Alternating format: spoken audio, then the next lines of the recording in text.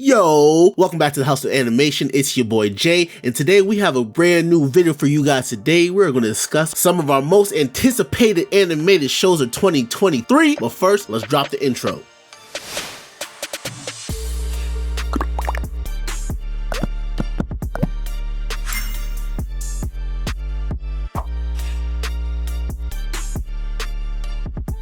If you know, you know. How many shows you know that got canceled twice and came back? How many shows you know has 4 possible series endings and came back? I'll wait. Yo, when I tell you I'm hyped for the return of this show, when Hulu announced a 20 episode order back in 2022, I was hyped, bro. With all the original cast members returning, how could you not be hyped for the show? Like, personally, Futurama is one of my favorite animated shows of all time. Don't at me. Definitely better than The Simpsons. And I can't wait to see what shenanigans Fry and the gang get into in this upcoming new season. Being off the air for the last 10 years, I can't wait to see the new advancements in animation technology be shown in this show. It's going to be fire. I can't wait to see the return of Leela and Fry, also some of our favorite side characters such as Zap, Kif, and Clamps, and honestly, I really can't wait to see Zoidberg get shitted on again. That's honestly a personal for me.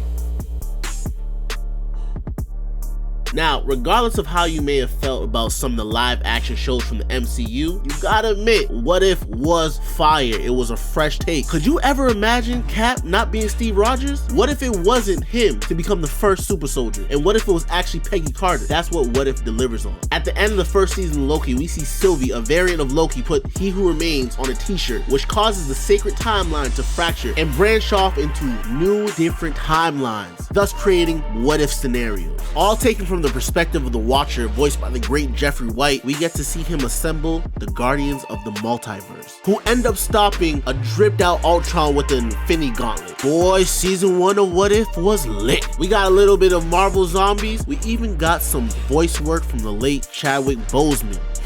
RP. And it looks like season 2 is ready to up the ante. Yo, the hype for season 2 is for real, man. I can't wait to see Marvel 1602 get adapted into one of the future episodes of season 2. It's gonna be fire. And if you don't know about Marvel 1602, basically it's about superheroes who've appeared in the courts of Elizabeth and James, kings and queens of England. So you can already imagine the plot lines of witchcraft and superhero powers. Have you ever imagined what Wakanda would look like if it was depicted in the real world? That's what we're gonna get with Iwaju. Described as a love letter to Lagos, Nigeria, you heard it right, Nigeria stand up. While directly not set to be a carbon copy of Wakanda, the story will be set in a futuristic Lagos, which will feature high tech. Story centers around 10-year-old Tola, who hails from the wealthy island, and her best friend Kole, who actually is a self-taught tech genius, who hails from the mainland and is of horror status. And of course, no cartoon is complete without an animal companion, and we get that in the tech lizard that is Oten. We see our 2 protagonists stuck in between tech pioneer Tunde of the wealthy class, who's also Tola's father, and Bode, the head of an underground criminal organization. As these 2 titans beef, we see our 2 protagonists have to work together to show these men and Lagos how the world can actually be. To say that I'm hyped for the show is an understatement. And not only that, it's Disney's first original property, rather than being a continuation of a pre-existing film. Shoot, proper representation of African culture that comes from an African entertainment company, mix in some tech, and it explores themes of inequality and class division. Bro, I'm all money in, sign me up. Although no confirmed release date as of yet, it will drop in 2023 on Disney Plus, and I will tell you, I will definitely be streaming on day 1. Dang, Justin, back at it again with another good ass show. Solar Opposites season 3 was fire. Now, one could even argue that Solar Opposites is like the American Dad to Rick and Morty's Family Guy. But honestly, since it launched a couple years back, I've been hooked, and it has a fresh take on a dysfunctional family. After the events of season 3, I can't wait to see our favorite aliens, Corvo, Terry, Yumulak, and Jesse to return for some more antics. With every season, the show gets better and better. Even in season 3, and according to the executive producers, the original plan for season 3 was just to have different various small things turn into epic storylines, and that's what they did with a lot of the episodes in season 3. And they also gave me my favorite, a story within a story, and they expanded on the story of the Wall, a place where Yumulak stores adults that he has shrunken down after he gets annoyed by them. Crazy concept, but honestly it's so funny because they have their own adventures, and adventures tensions that eventually come to a head in season 3 in one of the most funniest episodes. Bruh, I'm so hyped because the executive producers have already announced that The Wall is going to be a prominent storyline in season 4. I'm here for it. I'm all here for it. Now, with all the last releases of Solar Opposites dropping in the summertime, specifically July, we can expect season 4 to drop on Hulu around the same time. Definitely hyped for the return of this show. If y'all haven't checked it out, go check it out.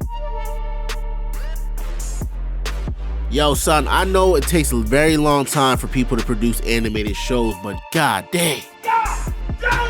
2 years? It's too long. Thank God in 2023 we are going to get the return of Invincible, which hands down was my favorite animated show / cartoon in 21. And the way season 1 ended in such a cliffhanger, it had me starving for more. If you don't know about Invincible, it comes from the creative mind of Robert Kirkman, also the creator of The Walking Dead, and it offers up a fresh take on essentially the story of Superman. Imagine if your daddy was the most strongest person in the world, someone you've looked up to your whole life. He's been this mass murderer who secretly was sent to Earth to enslave it. Season 1 of Invincible was not only fire for its animation, its direction, and its writing, it stuck very closely to the source material. And even in the times where it did stray, I felt like they were good additions. And also too, if you don't know, I love me a gritty cartoon or anime. There's no way I'm a superhuman and I'm punching you and I'm not putting a hole through you. Invincible gives us that. I can't wait to see the return of Mark Grayson, aka Invincible, the son of Omni-Man, return for season 2 after the cliffhanger of finding out his dad was an op. It's gonna go nutty. Also, I'm very excited to find out what happens to Omni-Man after he leaves Earth. Shoot, I'm also very excited to hear about the plot line revolving around Titan as he becomes a new mob boss. And how could I forget about our favorite lion-headed warrior from outer space, Battle Beast? He definitely gotta make a return to season 2 because honestly, he had one of the best fight scenes in season 1. It was fire. Like, the ending of season 1 gave us so many cliffhangers. We also see the parasitic squids expanding their reach on the universe. Like, I just know they're going to raise the bar crazily high in season 2. Can't wait for it. Hype, hype, hype. Hands down, probably one of my most anticipated shows of the year. And with this tweet alluding to a January release, we also know that January 22nd marks the 20th anniversary of the comic book's initial release. It's definitely given they're about to do a Beyonce and drop a little release on us. I can't wait.